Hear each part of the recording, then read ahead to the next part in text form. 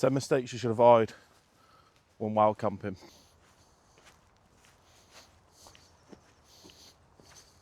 All 10 mistakes recorded within this list could all be avoided prior to setting off and while you're at home.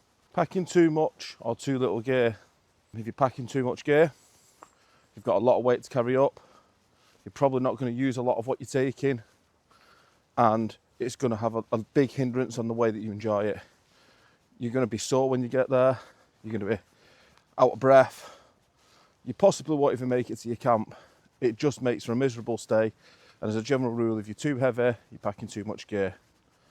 On the flip side, if you're packing too light, it could be that you've got gear for the wrong seasons, or alternatively, the gear you're using, you may not have enough of. You may be missing vital pieces of kit. I know people who even forgot tents when they've been out. So make sure you're always packing within your abilities and your means, packing the gear that you need. You're not packing too much, but at the same scale, don't remove items that you're going to need or that are going to make it enjoyable just for the sake of shaving a few pounds. Not testing your gear before you go. Once again, it's another big one. And it's another one that a lot of us, especially seasoned campers, don't do. Now, you could pack your tent away, think it's dry, and it'd be slightly damp.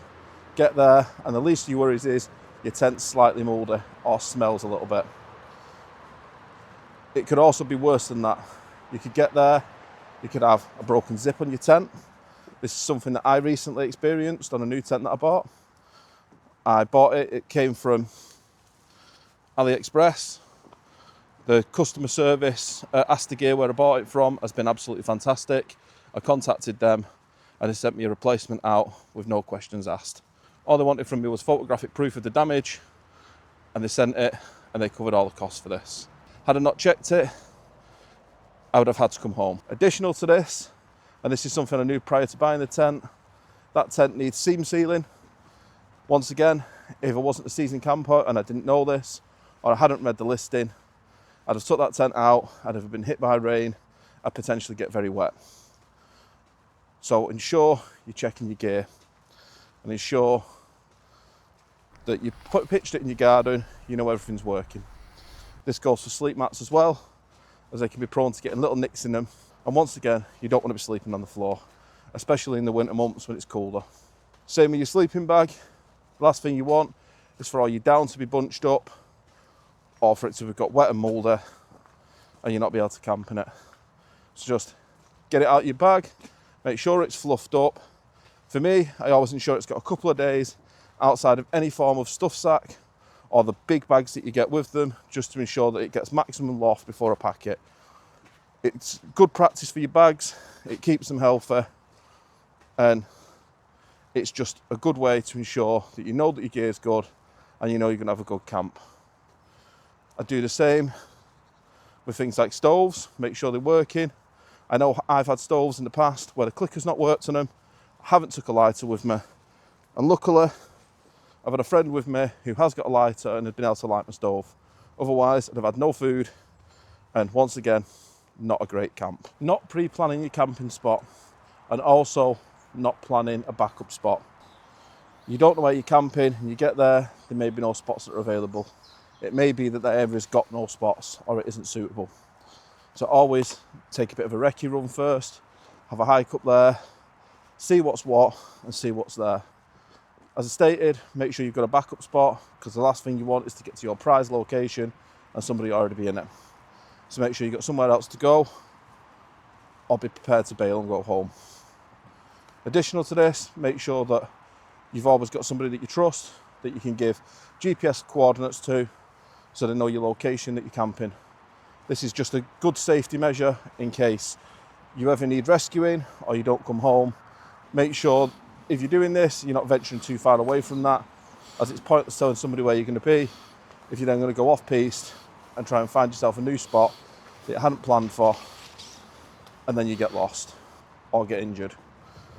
So make sure, like I said, if you're camping somewhere, you let somebody know. And if you have to change locations, make sure that you inform somebody where you're going, just so they know to keep you safe. Not writing a list. Once again, this is something that more experienced campers tend to not do as much, and that can result in forgetting items or taking too much gear. One of the big ones that you see, and I've done this myself, is forgetting your tent pegs. I have one set of tent pegs that I really like, which are an Eastern style peg, and I take them on all my camps. I will occasionally try other tent pegs, but always go back to these. And I have at times had them packed in another tent, completely forgot where I've put them, or forgot that I've took them out of the previous tent that I was using, took the tent and had no pegs. Luckily when I've done this, I've always been in freestanding tents, so it hasn't affected my camp. But if I'd gone in a tent that was non-freestanding, or that used something like trekking poles, that would have resulted in me having to bail. So make sure that when you're checking your gear, you're ensuring you've got things like your pegs, you've got your poles, make sure you've got gas for your stove. All these things are important and things that you don't want to forget. And they're all common things that people do. When I write a list, I tend to break it down into areas. So I have my camp stuff, which for me are result in my tent and all the gear that goes with it, like I just discussed, my sleeping bag and my air mat. After my camping gear, I go for cooking gear. So this is fairly self-explanatory.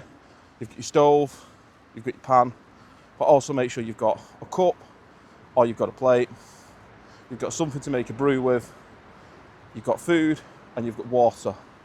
If you choose not to take water, make sure you've got a bottle with you and you've got a water filter, and that you know where there's a clean source of water that's running that you can get the water from. You don't need to use running water for your water filter, it's your safest option. Make sure you're avoiding things like stagnant ponds for your water, because not all water filters filter everything out, and that massively increases your chances of you getting ill. Next up is what I call miscellaneous items. So for me, this is things like spare pair of socks, spare pair of underwear. It's things like your head torch, your lighter, a little bit of Gorilla tape or T-Rex tape. It's a pole repair sleeve, your first aid kit, just any little emergency products you may need like that. Make sure you stick to your list. If you feel you need to add things, then add them, but see if you can justify it and see in your mind what difference it would make if you didn't take that. I know a big one for this is people taking chairs. It's something that I will do on some camps, but generally when I'm going more lightweight, it's a lot easier to pack and a lot easier to carry the weight when the rest of my weight is cut down. But generally, I'll just take a sit pad with me as they lift you off the floor and still keep you warm. It's enough for me, but that is personal preference.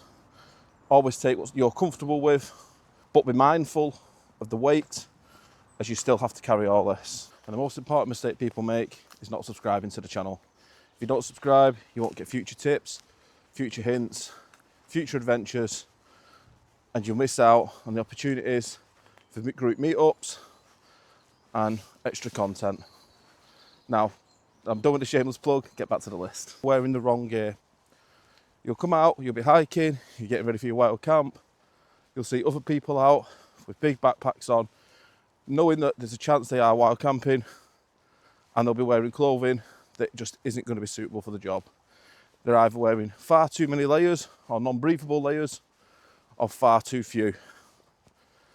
You'll find you'll get people going dressed because the weather is nice and sunny and warm, and it's 20 to 25 degrees during the day, not realising that the temperatures could drop to 12, 14 at night. By the time it gets to that night time, they're going to be very cold, and once again, it could prove for a bit of a miserable night. So I'd always recommend you wear suitable clothing for going out, make sure you're wearing multiple layers, and make sure these are cotton free. If you do choose to wear cotton, be advised that if it rains or if you sweat, cotton will hold this moisture and that will get cold. So for me, I would avoid any cotton-based materials, and I'd go for things that are more synthetic-based, just to avoid that pooling of moisture. If possible, aim for materials like merino wool, which are designed to actually wick the water away from your skin and that don't hold the moisture. Materials like this are going to keep you warmer and drier and prove better for you over the night. But be advised, they are quite expensive. I'd also avoid wearing inappropriate footwear, wearing your Nike Air Max to go up Kinder Scout. Might be all really good during the day, but if you get harsh conditions and you have to come down in the night or even in the morning in harsh conditions, they're not designed to deal with that. They're going to get wet. You're not going to have the best of grip. So buy some dedicated hiking boots or trail running shoes. With regards to the rest of your clothes, make sure you've got some degree of waterproof coats and a waterproof underlayer, a kilt or waterproof trousers. But be advised, the cheap waterproof trousers will make you sweat. Packing for the wrong season. So this is self-explanatory to some of us, others maybe not so. So this revolves around your tents, your sleeping bags, sleeping mats, your clothing, even your stoves.